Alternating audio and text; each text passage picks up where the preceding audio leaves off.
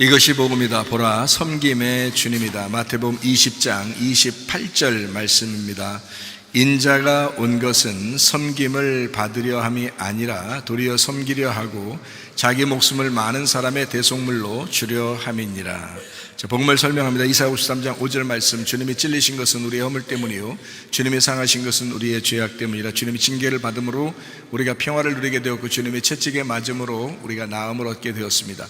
고린도서 6장 2절 말씀. 보라, 지금이라 은혜 받는 것도 구원받는 것도 지금입니다.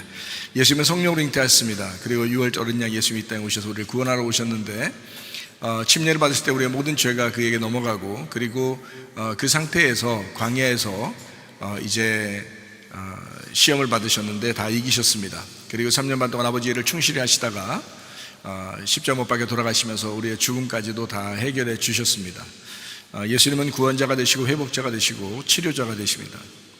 우리와 임마누엘 하겠다 그랬는데 그건 성령으로 인하여 같이 함께 하겠다, 이렇게 지금 성령님이 우리와 함께 계십니다.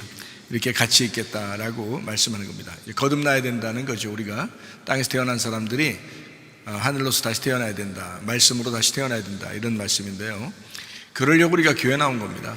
거듭나려고 교회 나온 거고요, 다시 태어나려고 교회 나온 거죠.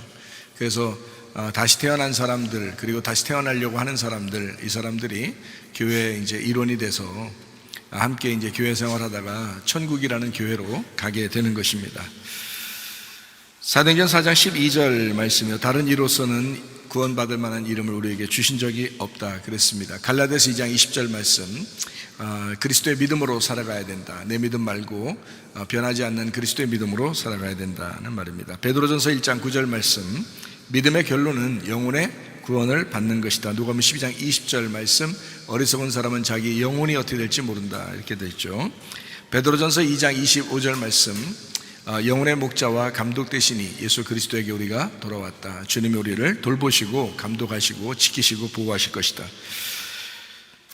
베드로전서 4장 10절 말씀. 선한 청지기처럼 서로 봉사해야 된다. 우리가 주님의 마음을 가지고 선한 청지기같이 서로 봉사해야 되죠. 부모는 자녀에게, 자녀는 부모에게, 남편은 아내에게, 아내는 남편에게, 목사는 성도에게, 성도는 목사에게, 성도가 또 성도들에게, 또 성도가 이웃에게, 이렇게 서로 선한 청지기로서 봉사해야 된단 말입니다. 잠언 3장 7절 말씀. 스스로 지혜롭게 여기지 말지어다. 여호와를 경외하며 악을 떠날지어다 라고 되어 있습니다. 고린도전서 10장 12절 말씀. 선절로 생각하는 자는 넘어질까 조심하라. 한 걸음이라도 앞으로 나가야 된다라는 말씀입니다. 성경은 머리, 목, 몸, 다리로 이루어졌다 했습니다. 반복해서 우리가 성경 말씀을 늘 이렇게 간직하고 있어야 됩니다. 머리라고 하는 것은 하나님의 비밀인 그리스도요, 그리스도를 믿고 우리가 구원받으면 침례나 세례를 통해서, 목이라는 침례와 세례를 통해서 몸이라는 그리스도의 비밀, 교회로 참여하게 되죠. 머리와 몸은 떨어질래야 떨어질 수가 없습니다. 그래서 여러분이 주님을 사랑한다 그러면 교회를 사랑해야 된다, 이런 거예요. 왜냐하면 교회 사랑하는 것이 주님을 사랑하는 것이기 때문에 그런 것입니다. 그리스도의 몸된 교회가 튼튼해지고 건강해지려면, 건강한 교회가 되려면, 또 건강한 가정이 되려면 두 다리로 자꾸 움직여야 돼요. 두 다리는 기도와 말씀, 예배와 선교, 거룩함과 사랑, 이렇게 자꾸 이 두 가지로 설명을 해서 이 다리를 자꾸 튼튼하게 만들어야 되는 거죠. 전도와 제자 훈련, 율법과 은혜, 이렇게 두 다리를 정확하게 알아야, 한쪽만 알면 안 됩니다. 한 다리로 서 있으면 안 되고요, 두 다리가 튼튼하게 돼야 몸이 건강해지는 것입니다. 음녀 육체에서 우리가 신부인 몸으로 가는 것, 이것이 요한계시록의 새 예루살렘 교회가 되는 것이다 라는 것을 우리가 성경을 통해서 우리가 알 수 있는 거고요. 구원받는다라고 하는 것은 목적이 아니라 수단입니다. 그러니까 과정, 가는 길이죠. 그게 구원이에요. 구원이라고 하는 건 어떤 목적을 가지고 있냐면 구원받기 위해서 이게 가는 길을 마련한 거거든요. 그래서 뭘 하게 만들려면 예배를 드리려고 그런 것입니다. 예배가 목적이기 때문에 거기로 가려면 구원받아야 되거든요. 그래서 구원시키는 거예요, 하나님이. 그러니까 구원이라고 하는 것이 목적이 아니라 어떤 면에서는 수단이죠. 예배를 드리기 위한 길목과 같으다, 이것이 구원이다 라는 것이죠. 그러니까 사람들이 구원받았다 그러면 다 됐다, 이렇게 하는 것이 좀 잘못된 생각이죠. 예배 때문에 존재한다라고 한다면 하늘나라 갈 때까지 계속 예배가 있어야 되는 거니까, 그게 영혼의 구원이니까 그것은 하루아침에 되는 것도 아니고 또 한 번만 이루어진다고 되는 것도 아니고 계속해서 영혼의 구원이 있어야 된다라는 그런 얘기거든요. 그러면 우리가 이제 그리스도인 생활하는 게 이해가 되죠. 교회 생활을 계속해야 된다는 것도 이해가 되는 말이죠. 무슨 말인가? 그러니까 땅의 그 천국과 하늘의 천국을 이루는 거, 이게 성경이란 말이에요. 그래서 구원받은 사람들은 예배를 목적으로 하고, 예배를 목적으로 하는 것은 하나님을 알게 하는 목적을 가지고요, 하나님을 알게 하는 목적은 바로 교회 안에서의 사랑, 가정 안에서의 사랑을 강조하는 것이다. 그래서 사랑이 완성하게 된다라는 그런 말씀입니다. 인간 창조의 목적, 창세기 2장 5절 말씀이죠. 농사하기 위해서, 예배드리게 하기 위해서. 7절 말씀, 인간을 만들고 생기를 불어넣어 줬죠. 그리고 8절의 말씀, 에덴 동산에 놓고 예배하게 했다. 여러분이 교회에 나오는 이유입니다. 요한복음 4장 23절 24절의 말씀, 하나님은 영이시니까 하나님께서 이 하나님께 예배드리는 자는 영과 진리로 예배드리는데 하나님이 그런 사람을 찾는다 했어요. 하나님은 영이시라 예배하는 자가 영과 진리로 예배한다. 진리라는 건 여러분이 잘 알죠. 영이라는 말씀이신 하나님을 진리라는 것으로 감추어지지 않고 드러냈다. 이것을 영과 진리의 예배라. 그러니까 예배를 드리면 드릴수록 누구를 잘 알게 돼요? 하나님을 자꾸 알게 된다는 거죠. 그것이 예배라는 거예요. 영을 자꾸 알게 된다는 거죠. 말씀을 자꾸 알게 된다는 거죠. 그게 예배예요. 그러니까 예배라고 하는 걸 뭐 어렵게 생각하지도 말고, 뭐 예배를 통해서 뭔가 엄청난 거를 이렇게 우리가 해야 된다는 그런 것이 아니라, 오히려 하나님으로부터 섬김을 받는, 우리가 하나님을 섬기는 게 아니라 하나님으로부터 말씀으로 섬김을 받는 것이 예배다는 거죠. 이거 굉장히 중요한 복음입니다. 왜 그러냐면 사람들이 예배라고 하는 것을 통해서 뭐를 착각을 했냐면 자꾸 드리는 예배를 생각을 한 거예요, 사람들이요. 그런데 그거는 어떤 면에서는요, 복음이 아닙니다. 그건 율법이고요, 그거는 사람들의 노력이고 바벨탑과 같은 예배예요. 가인의 예배가 되는 것입니다. 자기가 노력하고 수고해서 예배를 드려서 하나님 앞에 영광 돌리려고 하는 그런 예배가 되는 거죠. 그것은 가인의 예배, 바벨탑의 예배, 이것은 오히려 선악과의 예배가 되는 겁니다. 그런데 진짜 아벨의 예배, 또 영의 예배, 이렇게 에덴 동산의 생명나무의 예배, 이런 것은요 하나님의 섬기심입니다. 그러니까 우리가 섬기는 게 아니고 하나님이 우리를 섬겨주신다. 이래야 이제 율법이 아니고 이게 복음이 되는 것입니다. 복음이라고 하는 것은 내 노력이 아니라 하나님의 노력이거든요. 내 노력이 아니라 하나님의 노력, 이래서 구원받는 거, 이것을 복음이라고 그러죠. 우리가 복음으로 구원받지 율법으로 구원받지 못하잖아요. 그래서 복음으로 구원받는다는 것은 사실 한마디로 말하면 섬김이에요. 하나님의 섬김. 그러니까 사람들이 착각한 예배는 뭐냐면 나의 섬김이 있어야 하나님께서 좋아하실 거라고 생각한 거예요. 반대로 생각한 겁니다. 반대로. 그게 바벨탑이에요. 그러니까 하나님의 섬김은 아브라함이 가만히 있는데 하나님이 딱 선택을 한 거예요. 하나님의 섬김입니다. 그리고 하나님이 아브라함을 만들어 가셔요. 이삭으로, 야곱으로, 이스라엘로 이렇게 만들어 가시는 거죠. 그것이 하나님의 섬김이거든요. 그러니까 여러분을 처음에는 교회 나왔어요. 어리둥절하죠. 뭐가 뭔지 모르겠죠. 어떻게 해야 될지도 모르겠는데 하나님이 여러분을 말씀을 통해서 계속 만들어 가시는 겁니다. 여러분을 어느 날 보니까 내가 하나님 사람이 돼 있는 거예요. 하나님 말씀을 깨닫게 된 거예요. 하나님이 날 이렇게 섬겨주시고 있구나라는 걸 알게 된 거죠. 복음으로 구원받는구나, 은혜로 구원받는 것이었구나, 하나님의 사랑이었구나, 나의 사랑이 아니라 하나님의 사랑이었구나, 그것으로 구원받는 것이었구나라는 것을 나중에 알게 된 거죠. 그러니까 결국에는 뭐예요? 섬김이라는 단어였죠. 섬김이라는 단어. 나의 섬김이냐, 하나님의 섬김이냐. 자, 나의 사랑이냐, 하나님의 사랑이냐. 하나님의 사랑으로 구원이 온 거고요, 하나님의 믿음으로 믿음이 온 거고요, 하나님의 섬김으로 은혜가 온 것입니다. 이해가 되시겠죠? 무슨 말인가? 이거 굉장히 중요한 복음이에요. 이거 근본적으로 이게 사람들이 흔들리는, 예배를 잘못 알아서 성경을 오해하는 근본적인 흔들림이, 기초가 흔들리는 게 바로 뭐냐면 자기가 뭔가 섬긴다고 생각하는 걸, 그게 예배라고 생각하는 거예요. 그 자체가 잘못된 겁니다. 하나님은 우리를 섬겨주고 싶어요. 나이가 먹고 어른이 되고 이러잖아요. 여러분이 나이가 먹고 어른이 되고 그러면 그러면 또 부모님이 계시다고 생각해 보세요. 그 부모님이 여러분한테 뭔가 받기를 원하겠어요? 여러분한테 뭔가 주고 싶어 하겠어요? 주고 싶어 합니다. 네. 주고 싶어 해요. 받으려고 하지 않고 주고 싶어 합니다. 부모라는 게 그런 거더라고요. 부모라는 게. 자녀들이 나이가 먹어서 크면 자녀들이 훨씬 더 잘해요. 그런데도 항상 조마조마하고 항상 이렇게 안쓰럽고, 나이가 먹어가는데도 항상 안쓰럽고 이렇게 뭔가 해주고 싶고 그렇잖아요. 아이들을, 그죠? 다 컸는데도, 성장했는데도 그래요.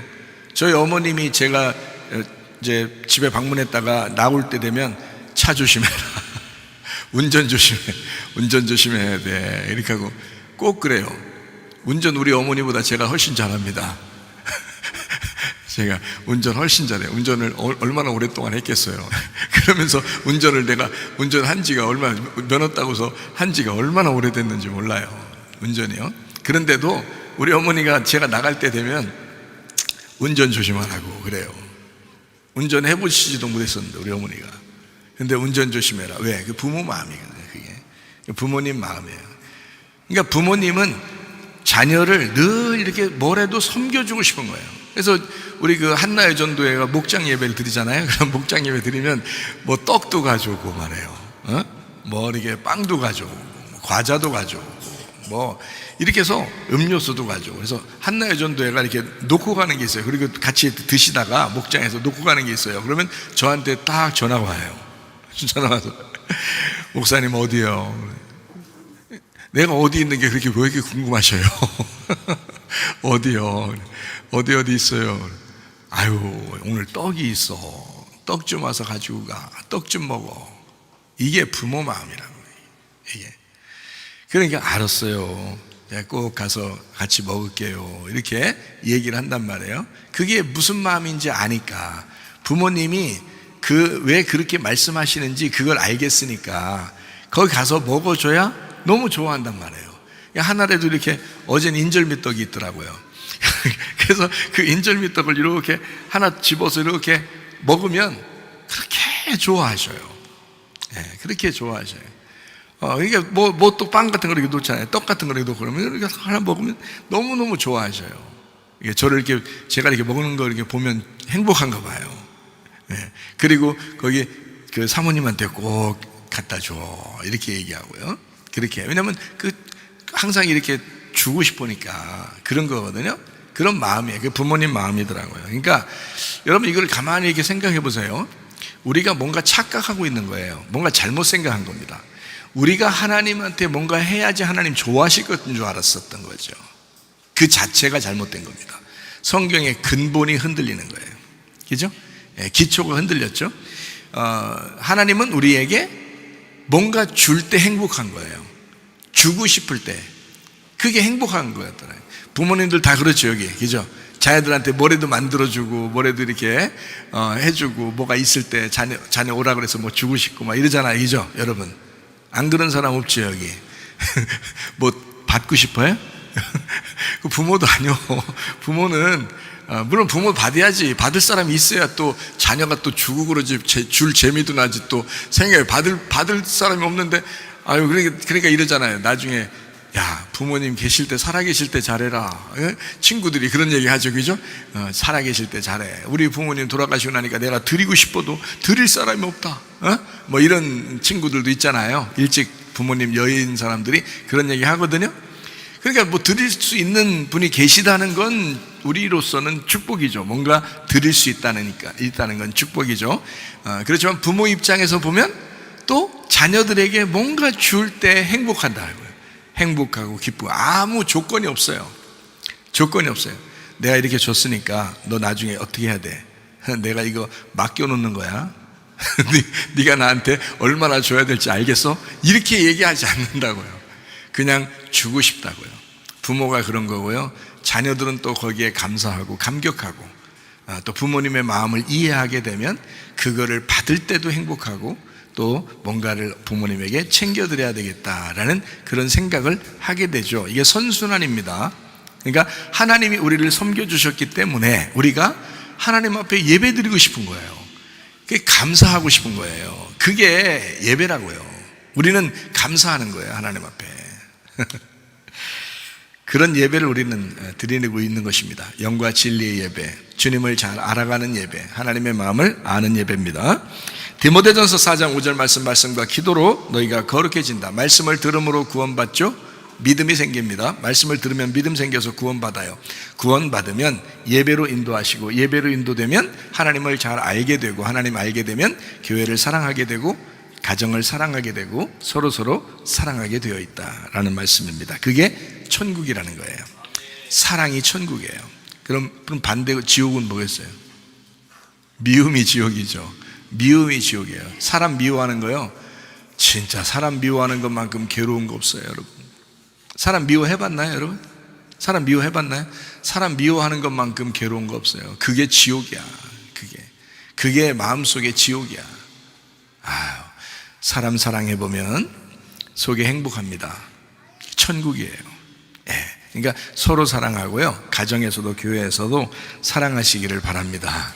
요한복음 8장 32절 말씀, 진리, 그 진리라고 하는 게 뭔가 깨달아지고 이해가 됐다는 얘기잖아요. 뭔가 이해가 되고 깨달아지면 너희가 자유롭게 될 것이다. 자유롭게 된다. 사랑이 무엇인지를 깨달았고, 섬김이 무엇인지를 깨달았어요. 복음이 무엇인지를 깨달았어요. 그러면 어때요? 우리가 막 애쓰는 게 아니라 그 하나님의 섬김을 받으면서 자유롭게 되겠죠. 기쁘게 되겠죠. 그거예요. 자녀들은 부모가 뭔가 해주려고 그럴 때 자녀들이 받아주고 감사합니다 하면 끝이에요. 그럼 된 거잖아요. 감사합니다 하면 된 거잖아요. 그게 보답이라고요. 우리가 뭐 얼마나 보답을 하려고요, 여러분? 자녀들이 하나님한테 보답하려면 얼마나 보답해야 돼? 하나님이 주시는 거에 대해서 감사합니다. 하나님, 나의 생명을 오늘 연장시켜 주셔서 감사합니다. 하나님, 내게 오늘 시간을 주셔서 고맙습니다. 하나님, 내게 이렇게 먹고 살 물질을 주셔서 고맙습니다. 하나님, 내 마음이 이렇게 사랑할 마음을 주셔서 고맙습니다. 오늘도 만남의 축복이 있게 해주세요. 누구를 만나든지 행복하게 해주세요. 그거 얼마나 천국 같은 기도예요. 얼마나 천국 같은 생활입니까? 그죠? 그렇게 생활하다가 주님 만나기를 바랍니다. 마태복음 20장 28절 말씀입니다. 인자가 온 것은 섬김을 받으려 함이 아니라 도리어 섬기려 하고 자기 목숨을 많은 사람의 대속물로 주려 함이니라. 주님의 섬김입니다. 음녀가 신부되는 것, 우리 안에 있는 음란과 거짓과 교만과 욕심이 거룩함과 진실함과 겸손과 나눔으로 바뀌는 것, 이 신부의 길, 이것이 성경이다. 믿음이 왔다고요? 우리가 어떻게 해야 된다? 믿는다로 반응을 해야 된다는 것입니다. 먼저 믿음이 왔기 때문에 반응하는 거예요. 사랑이 왔기 때문에 나도 사랑한다고 반응하는 것입니다. 생명이 왔어요. 그러니까 내가 생명을 선택하는 겁니다. 이렇게 반응을 하는 거예요. 우리는 반응을 하는 거지 우리가 스스로 알아서 막 섬기고 그러는 게 아니에요. 주님의 섬김을 받은 사람이 주님을 또 섬길 수가 있는 겁니다. 그러니까 섬김을 받지 못했다면 무조건 섬김만 받으셔야 돼요. 일단 무조건 섬김 받아요. 애기들 키워보면 아시겠죠? 일단 무조건 애기들은 다 부모가 다 해줘야 돼요. 다 해주면 그 섬김을 받은 자녀가 자라나면서 부모의 섬김을 깨달아요. 깨달으면서 자기도 또 자녀를 낳았을 때 또 섬기게 되죠. 그렇게 이어지게 되는 것입니다. 믿음이 행함이 되는 것, 이것이 야고보서 2장인데요 그것이 온전한 믿음을 가져온다라고 되어 있습니다. 그러니까 행함이 없는 믿음은 거짓입니다. 믿는다고 말은 하면서 그 행함이 나타나지 않았다, 그것은 거짓이라는 얘기죠. 그 믿음이 왔으면 우리가 행함으로 나타나야 된다. 다니엘 3장 18절 말씀이요, 그리 아니하실지라도의 믿음.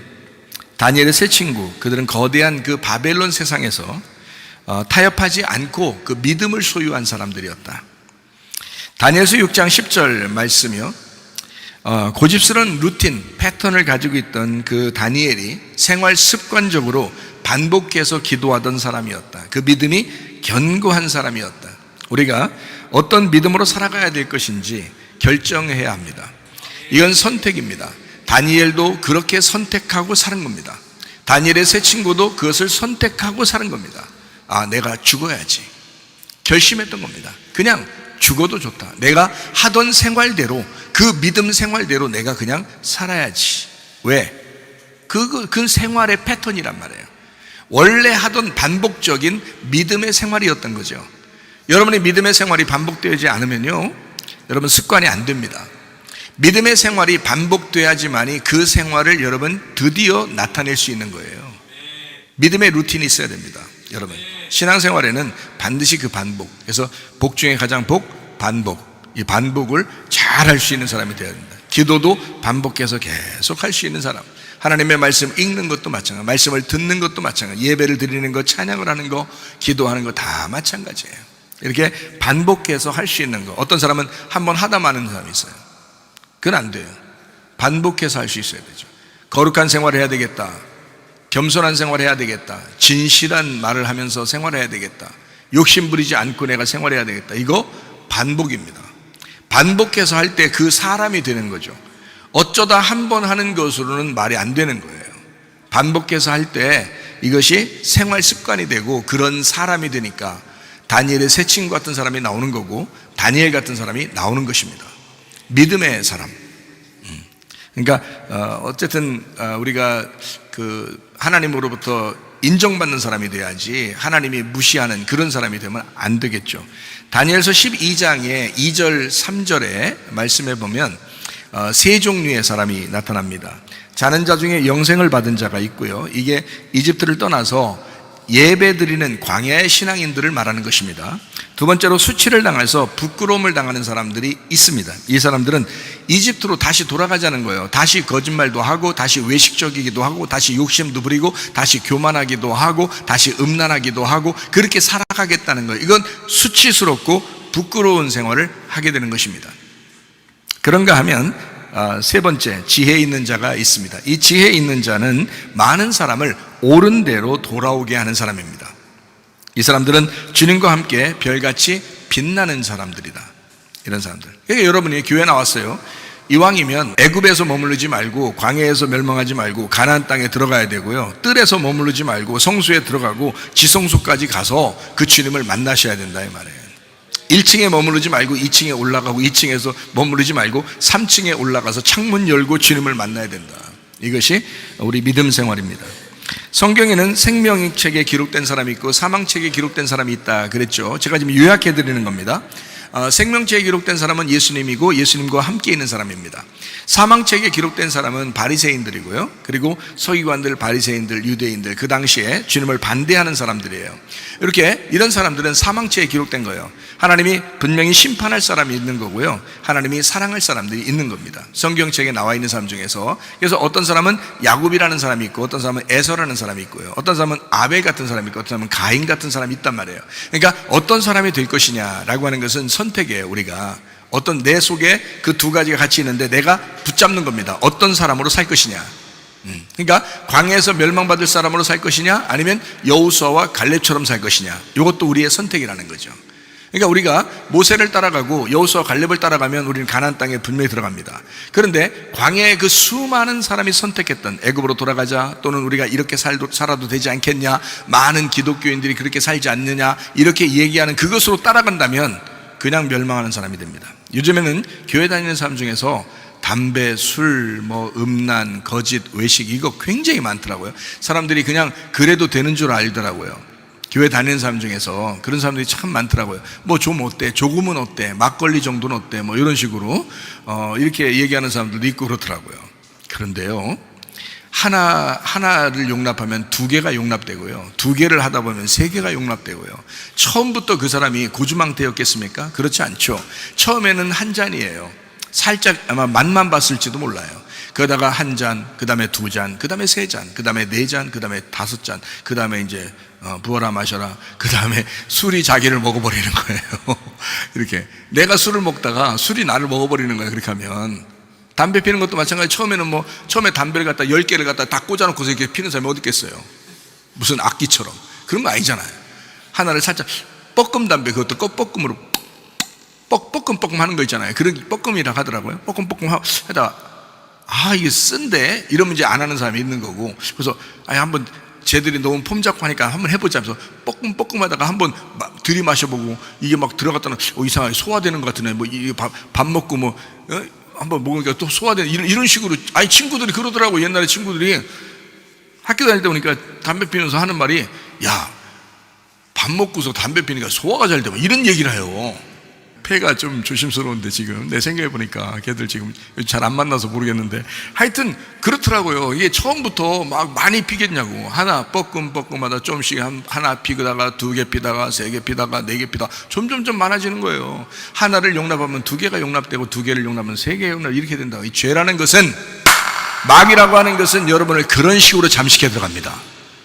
이 정도는 괜찮겠지, 요 정도는 괜찮겠지. 두 남녀가 사귈 때도 굉장히 조심스러운 것은, 손만 잡으면 괜찮겠지, 좀 이따가 껴안으면 괜찮겠지, 좀 이따가 뽀뽀하면 괜찮겠지, 좀 이따가 키스로 들어가면 괜찮겠지, 좀 이따가 좀 더 많이 이렇게 하면 좀 더 많이 이렇게, 요 정도는 괜찮겠지, 요거 한 번만 하면 괜찮겠지, 요번 한 번 딱 하면 딱 걸려들습니다. 한 번 딱 하면 그냥 딱 걸려들어요.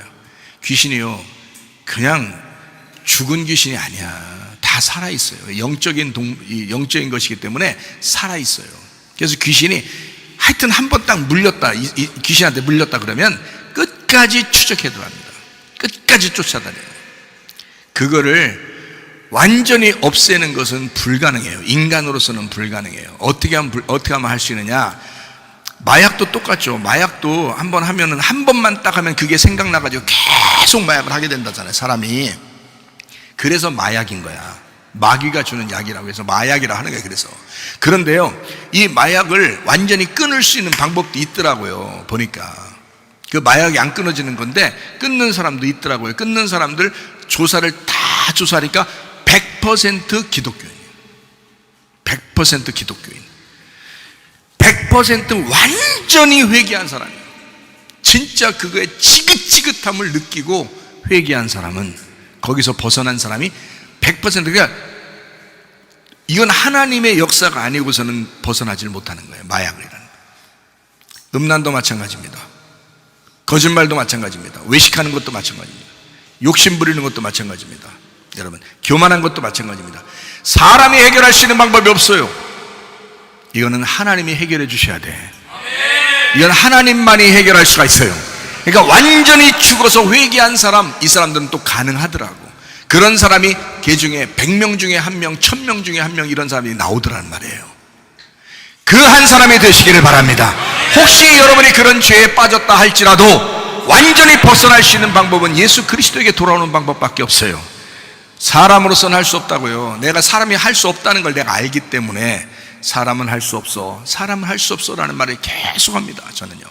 왜냐하면 사람은 못 끊어요.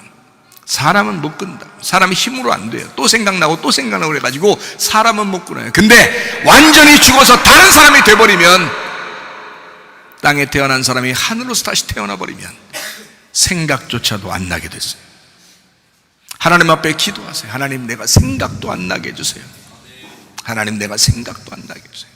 그렇게 하나님 앞에 기도하고 진짜 회개하면요, 하나님이 해결해 주십니다. 하나님의 섬김으로만 해결되는 거예요. 여러분이 노력해서 되는 게 아니라고 얘기해요. 안 된다고. 하나님의 섬김이 분명히 있어야 돼. 그래서 구원의 역사가 일어나면요, 분명하게 이루어집니다. 여러분, 별과 같이 빛나는 사람들 다 되시기를 바랍니다. 그래서 생명책에 기록된 사람, 사망책에 기록된 사람, 예수님을 따라갈 거냐, 바리새인들을 따라갈 거냐, 여호수아와 갈렙을 따라갈 거냐, 아니면 광야에 멸망하는 사람들을 따라갈 거냐. 죄인으로서 주님을 만나는 사람이 있고, 의인으로서 주님 앞에 심판받을 사람도 있습니다. 그러니까 우리가 먼저 주님을 선택하는 거예요. 먼저 주님만 선택할 수밖에 없는 사람, 이게 죄인이거든요. 가늠한 여자같이요, 그런 죄인들, 그런 사람들은 다른 걸 선택할 수가 없어요.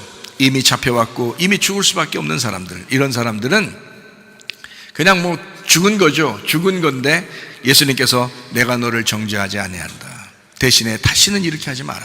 자, 이거를 다른 말로 바꿔볼까요? 야, 너 이제까지 거짓말 쳐왔지? 다시는 거짓말 치지 마라. 너 외식했지? 다시는 외식하지 마라. 너 잘난 체하고 다른 사람에게 인정받으려고 교만했지? 너 안 알아주면 기분 나쁘다고 생각했지. 다시는 그렇게 하지 마라. 너 음란했지? 다시는 그러지 마라. 너 욕심 부리고 살았지? 다시는 그러지 마라. 이거요, 주님께서도 여러분에게 물어보고 싶은 내용일 것입니다. 가늠한 여자에게 분명히 말씀했습니다. 가늠한 여자야, 내가 너를 정죄하지 않을 것이다. 지금까지는 정죄하지 않을 것이다. 그러나 지금부터는 다시는 그러지 마라. 이것을 회개라고 하는 것입니다. 완전히 돌아섰다. 다른 길로 가고 있다. 오른쪽으로 가고 있는데 딱 중지하고 말씀을 깨달았어요. 왼쪽으로 가기 시작하는 것입니다. 앞으로 가던 사람이 딱 중지하고 그 다음에 다시 뒤돌아오는 것입니다. 이것을 회개라고 그러는 거예요. 회개. 메타노이아, 메타노에오. 이거는 완전히 돌아선 것을 말합니다. 관역에서 벗어났던 사람이 다시 관역으로 돌아오는 것입니다. 하나님을 떠나 살려고 했던, 내 생각대로 살려고 했던 사람이 다시 하나님의 생각으로 돌아오는 거, 이거를 회개라고 그러는 거라고요. 진정한 회개하시기를 바랍니다. 세상 다른 것을 선택하며 살아가는 사람들도 있습니다. 이것은 광야에서 예배를 드리고 있지만 애굽으로 다시 돌아가자고 하는 그런 사람들입니다. 바리새인들과 같이 하나님을 믿고 있지만 그러나 음녀와 같은 생활, 다른 사람에게 섬김을 받으려고만 하는 그런 사람.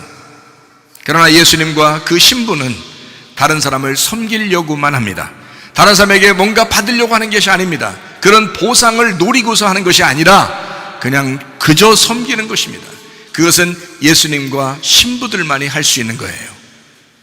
놀랍죠? 마태복음 20장 28절 말씀입니다. 인자가 온 것은 섬김을 받으려 함이 아니다. 그것은 집사의 일을, 시중두는 일을, 그것을 받으려고 하는 게 아니다. 섬기려 하고, 이 섬기려는 말, 이거 똑같은 말이에요. 근데 능동태입니다. 자, 스스로 섬기려고 하고 자기 목숨을 많은 사람의 대속물로, 이게 리트론이라고 그랬죠. 리오에서 나왔다. 자기를 깨뜨려서, 자기를 희생해서, 자기를 들여서, 희생제물로 들여서 구원하려고 온 것이다. 이렇게 섬기려고 한 것이다. 나를 파괴시키고 너를 세워주기 위해서다. 그게 주님의 마음이라는 거죠. 섬기는 사람들은 그런 마음으로 섬기셔야 하는 것입니다. 나를 깨뜨리고 다른 사람을 회복시키기 위해서 섬기는 것이다. 이게 주님의 마음의 섬김이었어요. 예수님의 섬김, 죽음의 십자가였습니다. 예수님의 섬김을 제자들의 발 씻는 것으로 오해하는 사람이 있다 그랬어요. 그런 사람은 있으면 안 돼. 왜냐하면 그것은 발 한번 씻어주고 나는 다 했어, 나는 많이 섬겼어, 내가 이렇게 발도 씻겨주는 섬김을 했잖아 라고 그 정도 해서는 말이 안 되는 거죠. 희생 제물로 드려지는 그 섬김. 발 씻는 거는 뭐라고 그랬어요? 요한복음 13장에 나오는 그 서로 사랑이라는 그 발 씻음은 뭐라고 그랬다고요? 뜰에서 있는 번제단 다음으로 이어지는 물두멍을 설명하는 것입니다. 손과 발을 씻고서 너 자신을 깨끗하게 씻고 성소에 들어가 예배드리라고 하는 것이거든요. 그러니까 자신을 손 씻어 깨끗해, 다시는 그렇게 하지 아니하겠다라는 그런 말이거든요. 그러니까 사람들이 잘 모르고 하는 얘기들입니다. 자, 주님의 섬김은 발 씻는 것뿐만 아니라 바리새인들하고는 어떻게 하는 게 섬김이라고요? 전쟁하는 게 섬김이라고요. 여러분, 교만한 사람하고는 어떻게 하겠어요? 예수님 만나면 설교 말씀이 여러분 교만한 사람한테는 어떻게 들려야 되나요? 자, 음란한 사람에게는 설교 말씀이 어떻게 들려야 되나요? 거짓말하는 사람, 외식적인 사람한테는 설교 말씀이 어떻게 들려야 하나요? 여러분, 욕심내는 사람한테는 설교 말씀이 어떻게 들려야 하나요? 전쟁하는 말씀으로 들려야 하는 것입니다. 여러분과 그 전쟁을 선포하는 거예요. 전쟁하는 그 말씀으로 도전하는 것입니다. 그게 진짜 말씀이라는 겁니다. 이해가 돼요? 근데 겸손한 사람이 있어요. 죄인이에요. 도저히 나는 하나님 앞에 갈 수 없는 그런 죄인이에요. 가늠한 여자 같은 사람이에요. 삭개오 같은 사람이에요. 사마리아 여자 같은 사람이에요. 38년 된 병자, 도저히 내 힘으로는 아무것도 할 수 없는 그런 죄인입니다 하고 예배드리러 나온 사람에게는 설교 말씀이 어떻게 들리나요? 하나님의 한없는 사랑으로 들린다는 것입니다. 하나님의 생명의 말씀으로 들린다는 것입니다. 바로 이거예요. 이게 사망의 책에 기록되느냐 생명책에 기록되느냐 하는 성경 말씀을 놓고 얘기하는 것입니다. 하나님의 섬김이냐 아니면 사람의 섬김이냐. 각종 질병을 고쳐주시는 것도 주님의 섬김이십니다. 가난한 죄인들에게 복음을 전하는 것도 주님의 섬김입니다. 이해가 되시죠? 그러나 교만한 사람, 거짓말하는 사람, 음란한 사람, 욕심 부리는 사람에게는 주님이 도전장을 내미십니다. 하나님의 말씀으로 막 전쟁하자고 하는 것입니다. 이 말씀을 증거하는데도 네가 가만히 있을래? 이 말씀을 하는데도 네가 회개하지 않을래? 네 이 말씀을 하는데도 너는 가만히 있을래? 라고 계속 말씀으로 도전장을 내미는 겁니다. 다른 것으로 여러분에게 어떻게 할 수 없잖아요. 다 자유가 있는데, 다 자기 스스로의 생각이 있는데 뭘로 여러분하고 뭐 어떻게 다투겠어요? 여러분하고 뭘로 다투겠냐고요? 하나님의 말씀입니다. 이 세상에는 나의 생각이 있고 하나님의 말씀의 생각이 있다고요. 어떤 것을 따라가느냐 하는 것입니다. 내 생각으로 사는 사람도 있고 하나님의 말씀으로 사는 사람이 있다고요. 이걸 두 개가 싸운다고요. 이게 두 개가 전쟁한다고요. 어디서? 내 마음속에서. 하나님의 말씀을 들을 때 그래서 전쟁이 일어나는 것입니다. 자기가 혼자 있을 때가 아니라 하나님 말씀 들을 때 이상하게 전쟁이 막 일어나는 거예요. 아, 내가 하나님을 선택해야 되겠구나, 말씀을 선택해야 되겠구나, 생명책에 기록돼야 되겠구나, 이렇게 하면 승리하는 것입니다. 그러면 하나님의 생명책에 기록된 사람이 되는 거예요. 수많은 사람이 지금 믿음을 잃어버린 사람들이 한두 명이 아닙니다. 교회를 다니면서 진짜 세상에서 그런 사람들이 많으니까, 교회 다니는 사람들 중에서 그런 사람이 많으니까 그래도 되겠지 착각한 거죠. 실수한 거죠. 자기가 좀 뭔가 오해한 거죠. 하나님 말씀을 좀 오해한 거죠. 이래도 날 사랑하시지. 사랑은 다 하죠. 이 세상 사람들 다 사랑해요. 감옥에 간 사람들도 다 사랑하고 다 사랑해요. 하나님은 그런 사랑만 받으려고 했다면 뭐 이해가 되겠습니다. 그러나 우리는 그런 사랑이 아니잖아요. 그런 사랑이 아니라 우리가 사랑하는 건 어떤 사랑이에요? 우리가 사랑하려고 하는 건, 하나님 앞 사랑해 그러면 날 사랑하는구나, 이런 사랑을 받으려고 교회 나오신 거예요? 아니면 하나님하고 동등한 관계에서 사랑하려고 나오신 거예요? 하나님하고 동등한 관계에서 신랑과 신부가 되어서 사랑하려고 나온 게 우리 교회잖아요. 교회는 세상과 다른 거예요. 그래서 교회는 신랑 대신 예수님을 따라서 신부인 교회가 되는 걸, 이걸 교회라고 그러는 거지, 세상에 사랑받는 그런 사랑받는 게 아니라고요. 교회는. 그래서 교회는 주님이 날 먼저 사랑하시고 그 사랑한 거를 내가 행함으로 나타내는 겁니다. 그래서 주님을 사랑한다고 고백하는 사람들, 그게 교회죠. 세상의 사랑과 다른 것입니다. 참으로 다르죠. 자, 주님의 그 제자들을 발 씻는 것은 성막의 물두멍을 알려주는 말씀이고 제자들의 발을 씻어주는 죄의 용서로 섬기는 것이었습니다. 정리해보면 예수님은 하나님의 씨를 이 땅에 전달하러 내려오셨다라고 했습니다. 하나님의 씨는 하나님의 아들이고요.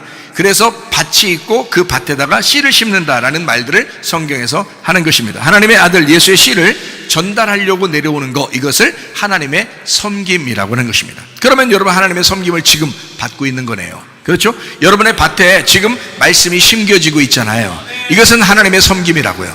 하나님이 섬겨주셔서 구원받는 거라고요. 여러분이 뭘 해서 구원받는 게 아니라고요. 지금 이 시간이 구원받는 시간이라고요. 은혜 받는 시간이라고요. 하나님의 섬김으로 은혜 받고 구원받는 것이기 때문입니다. 요한복음 12장 26절 말씀, 사람이 나를 섬기려 하면, 능동적으로 섬기려고 한다면 나를 따르라. 나 있는 곳에 나를 섬기는, 그 능동적으로 섬기는 사람이 있는데, 사람이 나를 섬기려고 하면, 그 능동적으로 섬기려고 하면 내 아버지께서 그를 귀하게 여기실 것이다. 너 스스로 하나님의 섬김을 깨닫고 스스로 뭔가 섬기려고 한다면, 그 주님의 마음을 가지고 섬기려고 한다면 귀한 사람이 된다. 그냥 영생을 얻을 정도만이 아니라 하나님이 별과 같이 빛나게 만들어주는 사람이 될 것이다. 그런 사람이 될 것이다. 놀랍잖아요. 우리가 이왕 한 번 인생 사는데 그런 사람으로 살다 가야죠. 예. 출애굽기 4장 2절부터 4절까지의 말씀, 머리는 꼬리고 꼬리는 머리다, 뭐 이런 말씀이 있습니다. 처음에는 머리였는데 나중에 꼬리가 되죠. 꼬리가 됐는데 나중에 하나님이 다시 머리로 만든다, 이런 말이거든요. 원래 우리는 하나님의 DNA로 만들어졌습니다. 근데 사람이 선악과를 먹고 사람의 DNA로 바뀐 거예요. 그러니까 하나님의 DNA가 사람의 DNA로 바뀌니까 자기 마음대로 사는 겁니다. 자기가 머리인 것처럼 막 머리를 막 쳐들고 막 사는 거죠. 원래는 꼬리인데 막 머리를 쳐들고 살아요. 쳐들고 사니까 하나님이 어떻게 해요? 그 머리를 바싹 낮춰서 패버리고 꼬리를 갖다 다시 들게 만들어요. 그래서 꼬리를 드는 사람이 머리가 되는 것입니다. 그러니까 겸손한 사람이 이제 하나님이 인정해주는 사람이 돼버리는 거죠. 자기가 스스로 인정받으려고 하면 꼬리를 만들어버리고요, 꼬리 되려고 하는 사람을 머리로 만들어놓는 것입니다. 그러니까 모세가 올라갈 때는 어떻게 지팡이를, 머리를 짚고 올라갔죠, 그죠? 머리를 짚고 올라갔으면 지팡이 머리를 의지해서 올라갔는데, 올라가서 보니까 딱 노라는 거예요. 지팡이를 노라는 거예요. 노니까 어떻게 됐어요? 지팡이가 뱀이 된 거예요. 뱀이 되니까 아무래도 지팡이 머리를 짚고 갔던 머리를 짚고 갔던 게 그게 뱀 뭐가 되겠어요? 뱀 대가리가 됐겠죠. 뱀 대가리가 밑에 쿡쿡 찌르고 올라갔던 게 어떻게 해요? 뱀 꼬리죠. 뱀 꼬리를 쭉 쿡쿡 찌르고 올라간 거예요. 자기도 모르게. 자, 올라가서 딱 내려보니까 세상에 이게 뱀 대가리였고 이게 뱀 꼬리였네. 자기가 뱀 들고 다닌 거예요. 이제까지 뱀 들고 다닌 거예요. 자기가 의지하고 있었던 것이 뱀이었던 거예요. 네가 의지하는 것을 내려놔라 이거예요.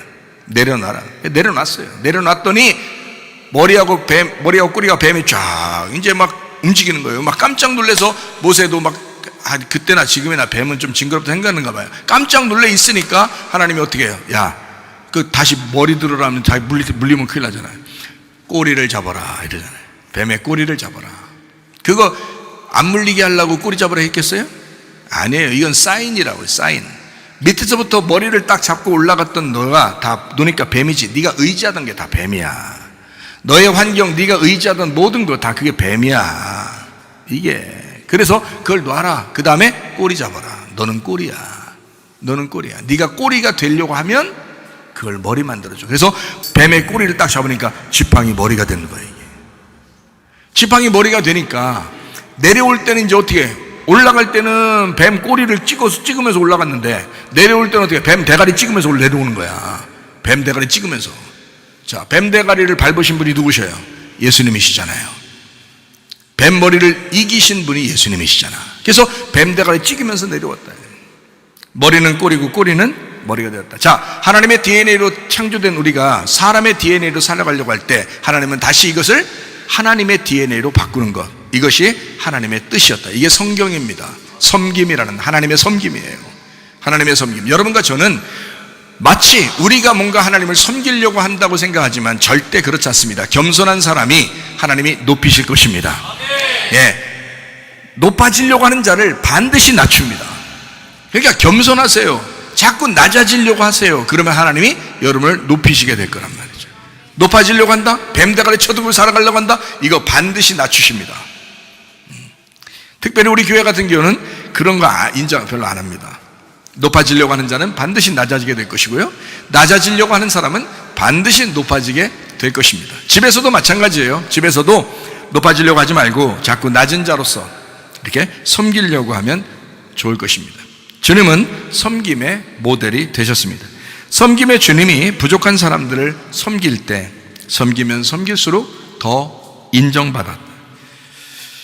가식적으로는 외적인 섬김이 아니고 진정한 내면의 섬김을 우리 주님께서 하셨다라는 말입니다. 자, 진심으로 섬기는 사람을 모든 사람이 인정합니다. 부드럽게 말하고 지배적이지도 않으면서 영적인 문제를 민감하게 간섭해주는 그런 집사님, 그리고 그런 목사님 필요할 때입니다. 지금 시대가 아주 난폭하잖아요. 가정에서도 그런 부모님이 필요합니다. 너무 난폭하잖아요. 부모가 그냥 자녀들에게 함부로 말하잖아요. 그런 사람들이 있잖아요. 자녀들이 다 들어보면 알잖아요. 자녀들이 들으면서 이 말씀 엄마가 들어야 돼 지금, 이런 지금 말하는 사람도 있잖아요. 뒤에서 지금. 그러면 이제 엄마가 이제 막 찔려야 되는데 잘 안 찔려요. 여기서만 찔리고 예배 시간 문 열 때 다시 또 마음이 다시 열려버려서 이게 또 다 찔린 것이 또 다 없어지는 사람이 있어요.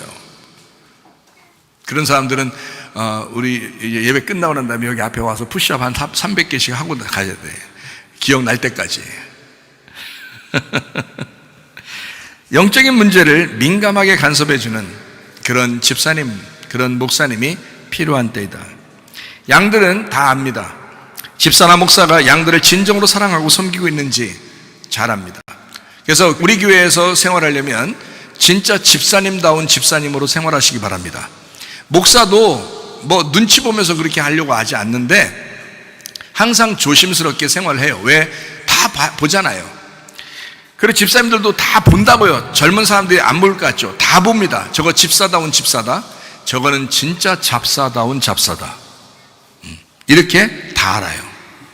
젊은 사람들한테 물어보세요. 다 압니다. 다 보고 있어요.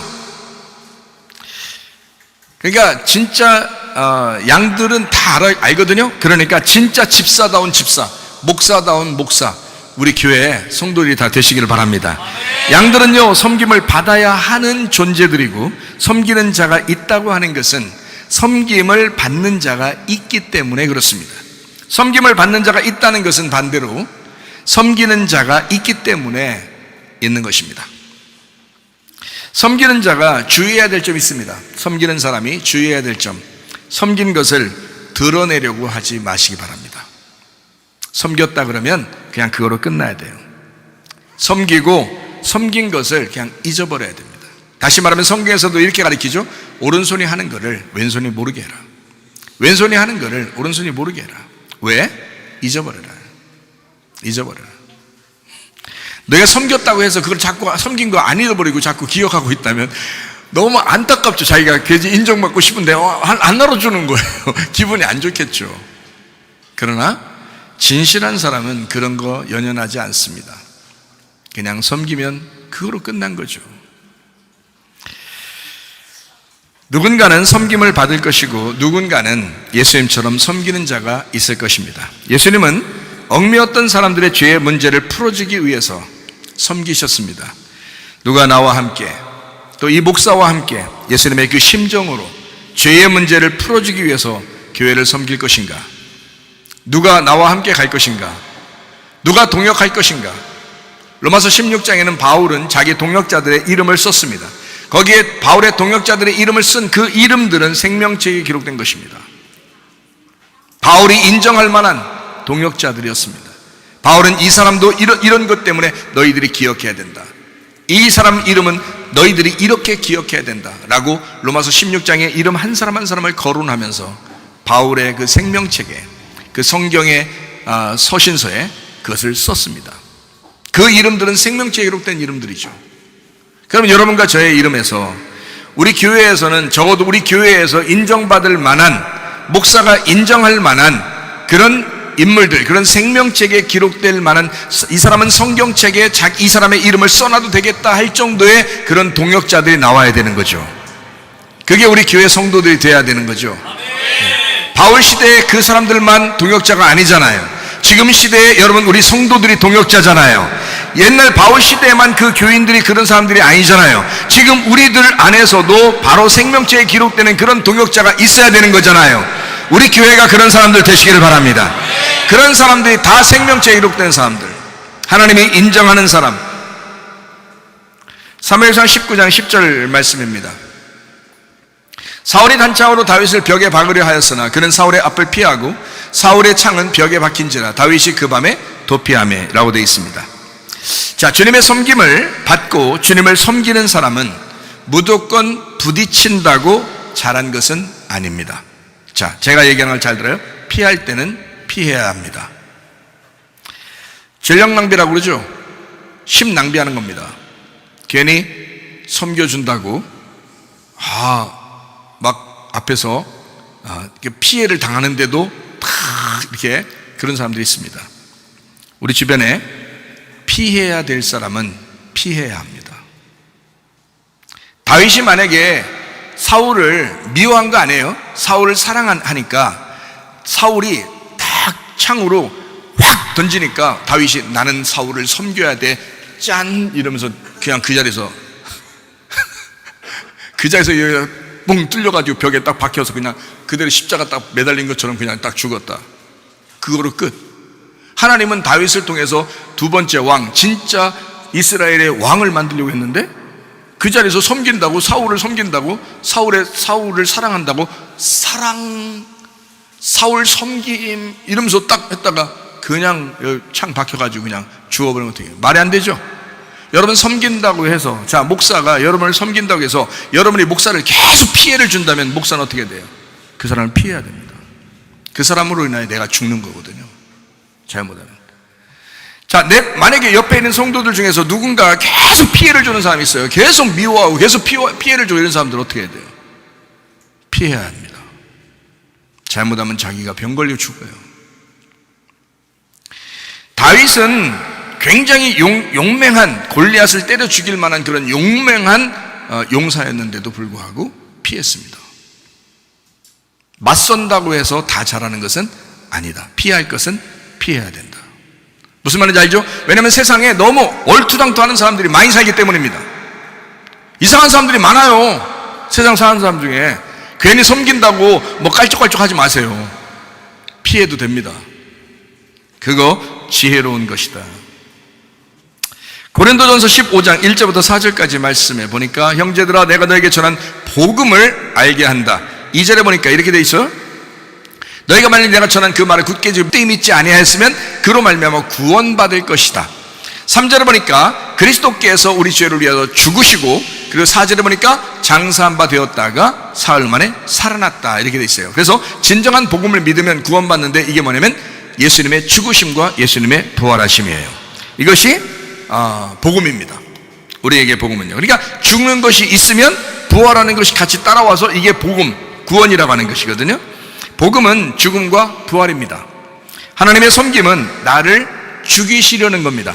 예수님이 죽으셨죠. 그래서 부활했잖아요. 그러면 나를 죽이시려고 해요. 왜요?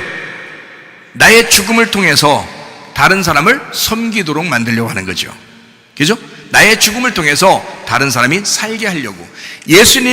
하나님은 하나님의 아들 예수님을 죽이셨어요. 죽이시면서 누굴 살리려고 했어요? 나를 살리려고 했죠. 그러면 하나님의 말씀은 나를 죽이려고 하는 거예요. 왜? 나를 통해서 다른 사람을 살리려고 하는 거죠.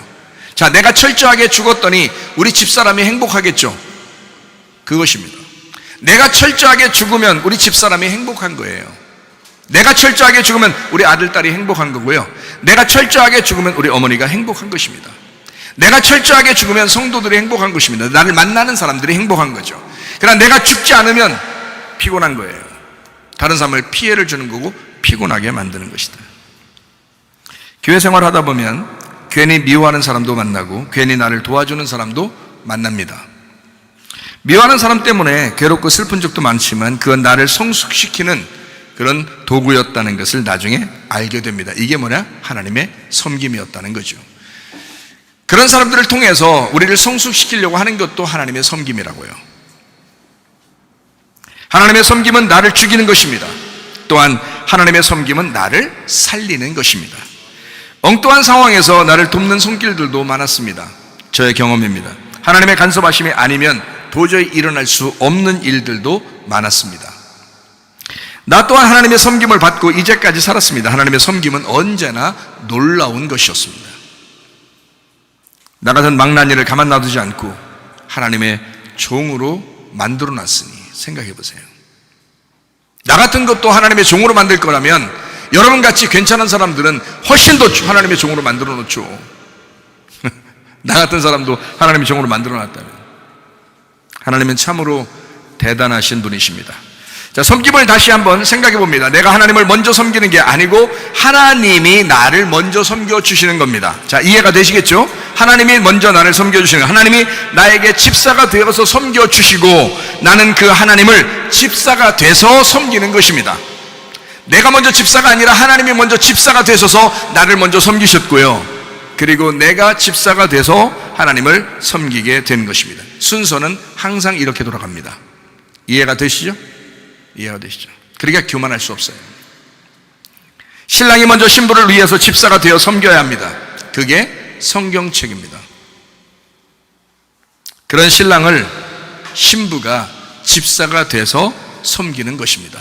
순서는 항상 이렇게 돌아가야 합니다. 가정에서는 서로가 섬기는 집사가 있습니다. 신랑은 신부를 위해서, 신부는 신랑을 위해서 서로 집사가 됩니다. 근데 순서는 먼저 누가 그런다고요? 신랑이 먼저 집사가 되는 것이다. 그리고 신부가 집사가 되는 것이다. 순서가 항상 이렇다. 교회도 이런 순서와 똑같습니다. 에베소서 5장 22절부터 33절까지의 말씀에 보면요, 아내와 남편에 대한 이야기를 잘 나타내 주고 있는데 33절에 보니까 이렇게 나와 있어요. 33절 보니까 그러나 너희도 각각 자기 아내 사랑하기를 자신같이 하고 아내도 자기 남편을 존경하라 라고 되어 있습니다. 자, 아내 사랑하는 것이 먼저고요, 그 다음에 아내가 남편을 존경하는 것이 순서입니다. 그러니까 여기 우리 교회 다니는 남자 여러분들은 진짜 믿음 생활 철저하게 하셔야 합니다. 자기가 먼저 바로 서야 합니다. 믿음 생활을 여자한테 먼저 맡기는 게 아니라 남자가 먼저 믿음 생활을 철저하게 하셔야 된다는 거예요. 그렇게 못 만난 사람도 있죠. 물론 남자가 믿음이 시원찮고 여자가 믿음이 더 좋은 사람도 있죠. 우리 집은 어떻게 해요? 그럼 그게 신랑이요. 그냥 그게 남자요. 그게 남편이고. 그러면 그 여자가 그 남편 되는 그 신부를 도와줘요. 잘 섬기시라고. 여러분이 기둥 같은 역할을 하셔야 돼. 그러니까 어떻게 남자가 원래 순서, 성경에 남자가 순서적으로는, 성경에는요 믿는 유대인 남자가 먼저 우선이거든요. 항상. 그래서 먼저 우선이라 이거 섬기는 거고, 그 다음에 받은 사람이 이제 섬겨주게 되는 거거든요. 근데 지금 이방인들은요 교회 안 다니고 개차반으로 사는 사람들도 많아요. 남자들이. 그럼 여자가 어떻게 남자의 말을 다 100% 순종하고 들어야 된다? 이건 말이 안 되잖아요. 여자가 남자처럼 돼야 된다고요. 성경에 있는 남자처럼 돼야 돼요. 그래서 먼저 섬기시는데 말씀으로 섬기시고, 그 다음에 여기를 다시 이쪽 섬기도록 만들어 놓는 거거든요. 그게 이제 순서가 바뀐 거예요. 이방인들은 그럴 수 있습니다. 근데 유대인들은 철저하게 안 그래요. 유대인들은 여자가 먼저인 사람이 한 명도 없습니다. 유대인들은요 100% 남자가 먼저입니다. 남자가. 믿음도 가장이 항상 먼저고요, 가장이 항상 먼저 믿음이 좋습니다. 근데 우리들은 안 그래요. 이방인들은 그렇지 않습니다. 자, 생각해 보세요. 에베소서 5장 32절 말씀해 보니까 이렇게 되어 있습니다. 이 비밀이 크도다. 나는 그리스도와 교회에 대해서 얘기한다. 얘기죠. 그러면 누가 먼저 교회를 섬겼겠어요? 주님이요. 그리스도가 먼저 교회를 섬겼고, 그리고 교회가 그리스도를 존경하는 것입니다. 그러니까 신랑과 신부를 얘기했죠. 남편과 아내에 대한 이야기 했잖아요. 남편은 아내를 먼저 사랑하게 돼 있고요, 그러면 아내는 남편을 존경하게 돼 있습니다. 자, 지금 여러분 교회 다니는 여러분 남편들이요, 아내들에게 존경받으시기를 바랍니다. 그냥 존경받으라고 해서 받는 게 아니에요. 존경할 만한 믿음을 가지셔야 된다 이 말이에요. 존경받을 만한 믿음을 가지셔야 된다 이 말이에요. 남자들의 믿음이 여자보다 못했다, 바보야.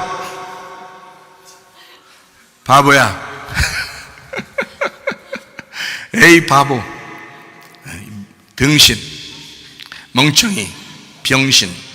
점점 더 심해져요. 하여튼 바보야. 남자가 여자의 믿음을 끌어줄 줄 아는 그런 믿음을 가진 사람이 돼야 되는 거야.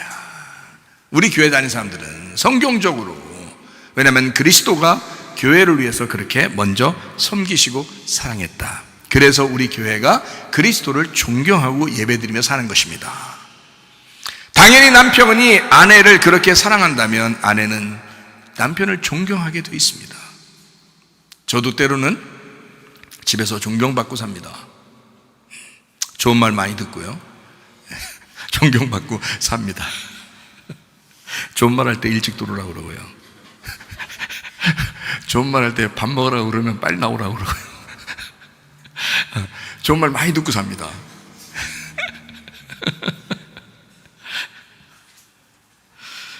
자, 주님이 먼저 집사가 돼서 우리 교회를 섬기시고요, 그리고 주님의 섬김을 받은 교회 신부는 집사가 되어서 주님을 섬기다가 주님 나라에 가는 것입니다. 우리 교회는 섬김만 있어야 합니다. 섬기면 그것으로 만족합니다. 그 이후에 섬김을 받는 것은 우리가 신경 쓸 문제가 아니라는 얘기죠. 자, 섬기면 섬김을 받게 되어 있습니다. 섬김을 받는다는 것은 신경 쓸 문제가 아니라는 겁니다. 섬김을 받겠지 하면서 섬기면 그 섬김은 이미 가짜입니다. 나한테 이만큼 해주겠지 보상을 요구하면서 섬겼다면 그건 가짜죠. 그건 가짜 섬김입니다. 남편과 아내가 그래서는 안 되죠. 교회가 그래서는 안 되죠. 우리는 죽는 곳까지만 가면 됩니다. 그 이후의 부활은 하나님의 문제입니다. 신랑이 죽어서 신부를 구했습니다. 그리고 하나님은 그 신랑의 부활을 도와주었습니다. 자, 신부가 죽어서 신랑을 따라갑니다. 그러면 신랑 예수님은 그 신부의 부활을 돕게 됩니다. 섬김의 주님은 언제나 우리를 섬기시려고 하기 때문에 그렇습니다. 남편은 아내에게 씨를 전달하고 자신을 죽여서 섬깁니다. 아내는 남편의 아들을 잉태하고 자신을 죽여서 출산으로 섬기는 것입니다. 자, 아내가 섬기는 것과 남편이 섬기는 것이 조금 다르죠? 남편은 씨를 전달해 줌으로써 섬기는 것이고 아내는 그것을 출산함으로써 섬기는 것입니다. 씨를 전달하는 섬김, 씨를 전달받아 보존하고 키워서 출산하는 섬김, 이게 동등합니다. 뭐가 더 위에 있다라고 말할 수가 없다는 거죠. 남편과 아내의 성경적인 섬김이 여기에 있습니다. 주님도 마찬가지입니다. 주님은 말씀의 씨를 우리에게 넘겨주시고 죽으셨습니다. 우리는 그 말씀의 아들을 잉태하고 출산해서 섬기게 됩니다. 창세기 18장 14절 말씀입니다. 여호와께서 능하지 못한 일이 있겠느냐? 기한이 이를 때에 내가 네게로 돌아오리니 사라에게 아들이 있으리라. 하나님의 섬김입니다. 놀라운 하나님의 선포입니다. 서로 사랑하는 관계의 결과물, 둘이 서로 사랑하면 하나님의 아들이 잉태될 거야. 그 아들이 나올 거야. 서로가 동등해지는 부부관계의 열매, 아들을 낳으리라. 하나님의 아들을 잉태하고 출산하는 그 축복, 신랑과 신부가 동등해지는 순간 아들의 열매, 하나님의 아들과 나 교회가 서로 동등한 관계가 될 때 그리스도의 성령의 열매가 맺게 되는 것입니다. 하나님의 아들의 섬김이 우리 안에 있습니다. 여러분과 저는 먼저 내가 섬긴 게 아니라 하나님이 우리에게 먼저 섬겨주셔요. 하나님의 말씀으로 여러분에게 먼저 섬겨주신 주님, 그 주님 안에서 우리가 이제 주님을 섬기려고 하는 겁니다. 어떻게 해요? 동등한 관계로. 하나님이 아가페 했어요. 내가 필레오함으로 고백해서 동등한 관계가 되는 겁니다. 사랑의 관계가 되는 거죠. 근데 세상 사람들은 좀 다르죠. 하나님이 다 사랑했어요. 십자가 못 박혀 돌아가시면서 그 사람들 다 사랑했는데 이 사람들이 반응을 안 하는 거예요. 반응을 안 하니까 동등한 결혼 생활이 안 되는 것입니다. 그러나 교회 다니는 사람들 어떻게 해요? 아가페 했어요. 아, 주님 감사합니다. 내가 필레오 하겠습니다. 주님 믿음을 주셨어요. 말씀을 통해서 말씀을 들음으로 믿음이 생겼습니다. 내가 주님을 믿겠습니다. 결심하는 겁니다. 주님이 나를 섬겨주셨어요. 주여 내가 주님을 섬기고자 합니다. 결심합니다. 이 섬김의 관계, 서로 동등한 관계가 되는, 주님과 우리가 위아래로 이렇게 명령의 관계가 아니라 동등한 관계. 부부가 동등한 관계거든요. 자식을 낳아보면 알아요. 자식이요, 아빠만 닮은 사람 없습니다. 엄마도 닮게 돼 있어요. 엄마만 닮은 사람 없습니다. 자식이요, 반드시 아빠도 닮게 돼 있습니다. 여러분이 자식을 보면 어때요? 엄청 사랑스럽죠. 막 귀에 죽겠죠. 자기 남편은 그렇게 안 보이는데 자식은 너무 이뻐 보이죠. 자기 아내는 그렇게 안 보이는데 자식은 너무 이쁘죠. 근데 웬걸 그 자식이 반은 닮았는데, 자기가 미워하는 그 사람의 반은 닮았어요. 그게 자식이. 어떻게 하겠어요? 동등한 사랑의 관계에서 나온 열매라는 거죠. 아들이 있으리라, 아들이 나오리라. 여러분, 주님과 내가 동등한 관계가 되면 여러분 속에서, 여러분의 배에서 생수의 강이 흘러나와야 합니다. 하나님의 아들이 여러분 속에서 나타나야 하는 것입니다. 가정에서 섬김으로 하나님의 아들이 나타나도록 하시기 바랍니다.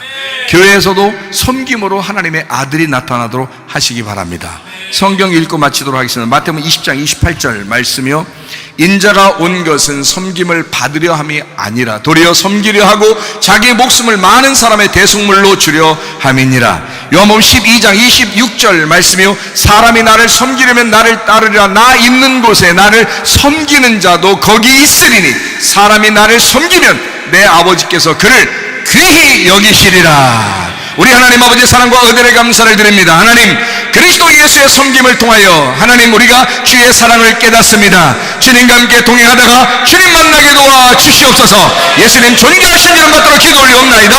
아멘. 주님 감사합니다. 우리 하나님 아버지 함께 하시고 사랑하심을 믿습니다. 우리 하나님 도와주옵소서.